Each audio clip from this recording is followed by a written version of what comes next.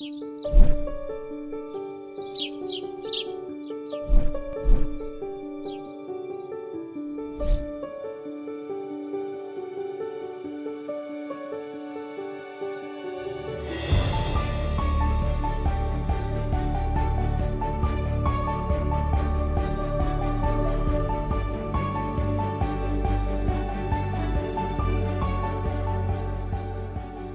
à tous, je m'appelle Jean-Baptiste Fini, je suis professeur au Muséum national d'histoire naturelle à Paris et je vais vous parler aujourd'hui dans le cadre du MOOC sur les préventions des risques environnementaux chez la femme enceinte et le jeune enfant des perturbateurs endocriniens. Alors, qu'est-ce que c'est un perturbateur endocrinien? Où on les retrouve? Depuis quand on les connaît? On va donner quelques histoires un petit peu sur ces perturbateurs endocriniens et où on en est aussi au niveau de la législation. Alors, ce qu'il faut savoir, c'est que nous sommes exposés actuellement à des centaines de molécules chimiques. Nous en avons dans notre sang, nous en avons dans notre urine, et on ne sait pas forcément les conséquences d'une exposition multiple à des phtalates, donc des molécules qui vont être dans les plastiques, à des pesticides qui sont utilisés, même si c'est en dessous des doses réglementaires. On va être exposé de multiples façons. On va être exposé via l'air que nous respirons, via l'eau que nous buvons, mais aussi via l'alimentation ou même par les sols. Donc la contamination n'est pas seulement sur les organismes humains, on a aussi les animaux et aussi l'environnement. C'est pour ça qu'on entend souvent parler de One Health, une seule santé, parce que la santé de l'environnement va aussi influencer notre santé. Pour rappel, les hormones, qu'est-ce que c'est? Les hormones, ce sont des messagers chimiques. Elles vont aller d'un endroit donc qui est principalement le cerveau, le système nerveux, pour aller donner une information vers un autre organe. Donc on compte une cinquantaine d'hormones, en tout cas de messagers chimiques, qui vont aller discuter d'un organe à un autre. Les perturbateurs endocriniens, il faut voir ça comme un brouilleur de signal, donc pas comme un mauvais signal qui va arriver au mauvais moment, ou alors un empêcheur de signal, comme un brouilleur de communication. Donc si on regarde un petit peu dans le rétroviseur, on peut se rendre compte qu'on a des exemples historiques de perturbations endocriniennes qui n'étaient pas décrites comme ça à l'époque, mais par exemple en 1962, Rachel Carson qui avait vu que les coquilles d'œufs étaient fragilisées par un pesticide qui avait été épandu après la Seconde Guerre mondiale pour tuer les moustiques et éviter la malaria. Et bien ce pesticide DDT en fait est très persistant dans les sols et a atteint les oiseaux et a fragilisé la coquille des œufs. C'est un mécanisme maintenant qu'on sait, c'est de la perturbation des hormones féminines œstrogènes, mais ça a aussi féminisé les alligators dans les années 90 dans le lac Apopka par exemple. Si on regarde un peu les effets chez l'homme, eh bien ce DDT qui est toujours présent dans notre sang, en tout cas le métabolite est présent dans notre sang, on peut voir que les personnes qui ont été exposées pendant les années 60 à ce pesticide n'ont pas forcément développé plus de maladies. En fait, on n'a pas d'incidence qui a augmenté par rapport à certaines maladies. Par contre, les enfants qui ont été exposés in utero, donc les enfants des personnes exposées à l'époque, eh bien là, on voit qu'il y a un doublement des incidences du cancer du sein chez ces enfants-là. Si on regarde aussi un deuxième exemple, c'est le distilbène, le diéthylstilbestrol, qui était un œstrogène synthétique qui a été donc synthétisé par Charles Dodds dans les années 30 et a été donné à mauvais escient pour éviter les fausses couches parce que des médecins, les Smiths, avaient vu que juste avant une fausse couche, on voyait une chute en œstrogène. Donc ils se sont dit, eh bien, pour éviter les fausses couches, on va donner en préventif cet œstrogène synthétique, sauf que déjà dans les années 50, il n'y avait pas de bienfait, de bénéfice à prendre ce médicament qui avait été décrit. Donc il y avait une publication qui avait été publiée pour montrer cette absence d'effet, mais ça n'avait pas eu d'écho.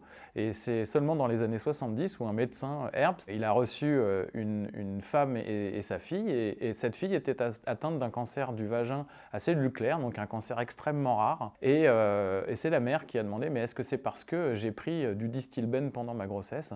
Et le médecin a recherché d'autres exemples aux États-Unis s'il y avait ce cas de cancer extrêmement rare. En effet, il y avait ce cancer chez des petites filles et toutes toutes les mères avaient pris du Distilbène pendant la grossesse. Donc à partir de la publication de ces effets-là, il y a eu une interdiction d'utilisation de ce produit pendant la grossesse en 71 aux États-Unis et en 77 en France. Il faut savoir qu'il y a 5 millions de personnes qui ont pris ce Distilbène entre les années 40 et les années 70, mais qu'il n'y a pas que les enfants des personnes qui ont pris le médicament qui ont été touchés. On voit que les troisième générations, donc les petits-enfants, sont aussi touchés. Si on regarde un peu plus récemment, finalement, on a Theodora Colborn qui, en 1991, a convié une vingtaine de toxicologues, médecins, chercheurs à discuter des problèmes de reproduction qu'elle avait vus dans la faune, mais également de ces problèmes liés au Distilbène. C'est la conférence de Wingspread, c'est le point de départ sur la recherche des perturbateurs endocriniens, puisqu'ils se sont réunis et ont défini ce que c'était qu'un perturbateur endocrinien. Theodora Colborn était zoologiste à la WWF et elle a aussi écrit le livre Our Stolen Future, qui a été traduit par L'homme en voie de disparition, et qui explique l'environnement finalement chimique dans lequel on baigne et les conséquences sur la santé que cela peut avoir chez la femme enceinte notamment. Alors une des personnes qui était présente à cette conférence, c'est Anna Soto, qui travaillait à l'époque sur le cancer du sein. Et elle a un modèle en fait qui sont les cellules MCF7 qui prolifèrent quand on met de l'œstrogène dessus. Donc on met de l'hormone et ça va faire proliférer les cellules. C'est ce que vous voyez là sur la diapositive. À droite, on voit plus de cellules quand on met de l'hormone. Du jour au lendemain, elle avait autant de cellules dans les puits où elle avait mis de l'hormone que dans les puits où elle n'avait pas mis d'hormone. Et elle s'est posé la question de savoir est-ce que c'est parce que mes cellules commencent à proliférer n'importe comment ? Est-ce que c'est parce que mon milieu de culture avait été contaminé avec de l'hormone? Finalement, après une recherche un peu plus longue que celle-là, elle a pu voir que non, rien de tout ça, c'était l'utilisation d'un tube en fait, qui avait changé. Le tube, elle avait acheté exactement la même référence chez le même fournisseur, mais le fournisseur avait changé la formulation du tube et avait rajouté un surfactant, donc quelque chose qui permettait au liquide normalement de ne pas toucher la paroi du plastique. Mais en fait, ce surfactant n'était pas lié de façon covalente, n'était pas lié de façon fixe au support et allait se retrouver dans le milieu de culture. Ce produit, c'était le nonylphénol, donc c'est un œstrogène qui pouvait migrer à des vraiment très faibles proportions et qui pouvait induire la prolifération des cellules cancéreuses MCF7. C'est ce que vous voyez sur le petit graphique. Donc vous avez un autre tube sans hormones avec hormones, où vous voyez une augmentation. Vous voyez le tube non modifié d'avant et le tube modifié après, où là, vous voyez que même sans hormones, on a une grande prolifération des cellules. Alors depuis cette conférence, ça fait 30 ans maintenant, conférence de Wingspread, on est en 2021, eh bien, on a eu une définition qui a été établie à la fin de cette conférence. Elle a été modifiée un petit peu et proposée par l'OMS en 2002. La définition d'un perturbateur endocrinien, c'est une substance ou un mélange de substances exogènes qui va perturber le système endocrinien, donc le système hormonal d'un individu sain, et qui va altérer sa santé, donc avoir un effet délétère sur lui-même ou sa descendance, ou même une population. Et cette définition a été acceptée par la Commission européenne en 2016, et on a des critères qui ont été donnés en 2016 pour définir et pouvoir légiférer sur les perturbateurs endocriniens. Il nous faut 3 choses. Il nous faut le fait qu'on passe par un effet endocrinien. C'est-à-dire qu'il faut que l'événement initiateur, ce qui va lancer la cascade de réactions, soit endocrinien, donc hormonal. On doit avoir un effet délétère, ça veut dire qu'une variation peut-être transitoire d'un niveau hormonal n'est pas suffisante pour définir un perturbateur endocrinien. Il faut qu'il y ait un effet délétère, donc la plupart du temps c'est une maladie, et surtout il faut qu'il y ait un lien plausible entre les deux, c'est-à-dire que l'effet hormonal et l'effet délétère soient reliés par un mécanisme hormonal. Les perturbateurs endocriniens vont avoir des caractéristiques. Une des caractéristiques, c'est que le moment d'exposition va être très important. Pourquoi? Parce que les hormones n'ont pas le même rôle pendant toute notre vie. On va avoir des moments où on va avoir des pics en hormones, des moments où on doit avoir le même niveau en hormones pendant toute notre vie. C'est ce qu'on appelle l'homéostasie. Et on a défini, tout le monde s'accorde pour dire qu'il y a 2 périodes de susceptibilité qui sont les 1000 premiers jours de vie, donc de la conception jusqu'aux 2 ans de l'enfant, et la puberté, pendant ce moment où tout est en train de se mettre en place. Une deuxième caractéristique de ces perturbateurs endocriniens, c'est l'effet synergique, c'est-à-dire on est exposé à des centaines de molécules Et pourtant, on ne légifère que les molécules une à une. Donc une idée, c'est de se dire, est-ce que le cocktail, le mélange de tous ces produits peut avoir un effet synergique, donc plus fort que l'addition des deux effets. Et c'est ce qui avait été montré par une équipe française de Montpellier, donc de William Bourguet et Patrick Balaguer, qui avait montré sur des cellules de foie, donc les cellules hépatocytaires, que deux molécules, l'éthinoestradiol, qui est un complément œstrogénique qui est retrouvé dans les pilules contraceptives, et le transnonachlore, qui est un pesticide, eh bien, ces deux molécules pouvaient rentrer dans un récepteur nucléaire qui s'appelle le PXR. Elles pouvaient rentrer en même temps dans la poche du récepteur et se stabiliser l'une l'autre pour faire exactement la même réaction qu'une molécule qui est connue comme étant un agoniste du récepteur. Donc c'est ce qu'on peut voir sur la courbe du haut en fait. Vous voyez que pour pouvoir activer le récepteur, on a donc en bleu l'éthinoestradiol, en orange, pardon, nous avons le transnonachlore et en hachuré rouge, on doit avoir l'additivité théorique de ces deux produits. Eh bien, ce qu'on observe, c'est une augmentation, c'est la courbe en violet, qui est tout à fait comparable à ce qu'on voit avec la courbe en verte, qui est l'agoniste dont je vous parlais. Donc ça veut dire quoi? Ça veut dire que finalement, les méthodes actuelles ne sont pas forcément adaptées à la détection des effets sur la santé médiés par les perturbateurs endocriniens.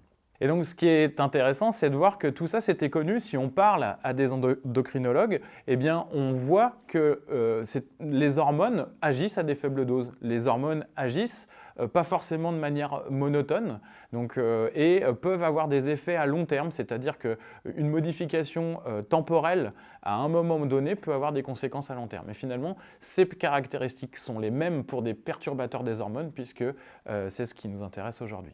Alors juste pour refaire un mini bilan, c'est que les perturbateurs endocriniens, ce n'est pas une famille en elle-même. Hein. On va retrouver des perturbateurs endocriniens dans les médicaments, dans les pesticides, dans les cosmétiques, dans les plastiques. Donc c'est une partie de ces molécules-là, toutes ne sont pas des perturbateurs endocriniens. Et on a des caractéristiques, donc je vous ai dit, le moment d'exposition est important, c'est-à-dire que c'est plus la dose que le moment. On va avoir le fait qu'on n'a pas forcément d'effet seuil, donc on peut avoir des effets à faible dose. Et puis on a cet effet synergique dont je vous ai parlé. Quand on regarde un peu ce qui est connu maintenant, ce qui est admis comme effet sur la santé chez la femme enceinte ou même chez l'humain, eh bien on voit qu'on a par exemple l'endométriose qui est reliée avec une exposition à des perturbateurs endocriniens. On a la baisse du QI, donc la perte de quelques points de QI, le fait d'avoir une hyperactivité. Puis on a d'autres maladies qui vont donc on a des soupçons mais on n'est pas forcément sûr, et d'autres où il manque encore des données pour pouvoir conclure. Par exemple l'hypothyroïdie congénitale qui demande encore à avoir des données accumulées. Au niveau législatif, donc depuis les années 90, il y a eu de nombreuses modifications en fait, des tests toxicologiques pour pouvoir regarder les effets hormonaux. Et donc pour la faire plutôt courte, maintenant, en 2016, on a eu les critères par la Commission européenne et en 2018, on a eu l'acceptation de ces critères, mais pour seulement deux catégories de produits. Les biocides, donc les biocides, c'est des pesticides qu'on utilise à la maison, et les pesticides qui vont être utilisés de façon générale en agriculture. Ensuite, il y a un guide d'identification qui a été écrit par l'ECHA, donc l'Agence européenne des produits chimiques, et l'EFSA, l'Agence de sécurité alimentaire européenne. Donc ils ont écrit ce guide d'identification des perturbateurs endocriniens dans les biocides et les pesticides.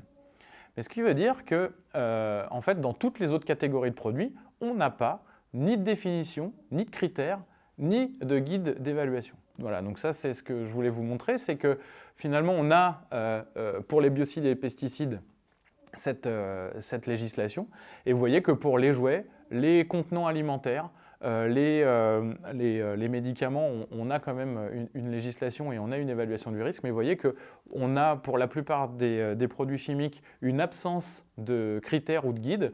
On a des tests mais ils sont insuffisants parce que tout simplement ils ne sont pas adaptés, et de toute façon même si on a les tests, ils ne sont pas forcément requis. Donc il y a un gros travail encore à faire, et c'est pour ça que je pense que 2022 peut être une nouvelle année charnière. Pourquoi? Parce que On a eu ces critères acceptés, on a eu ce rapport qui a été fait en 2018, on a le rapport d'Emenex-Lama qui montre qu'il y a des trous dans la raquette, on ne travaille pas assez sur les mélanges, on ne regarde pas assez les conséquences à long terme.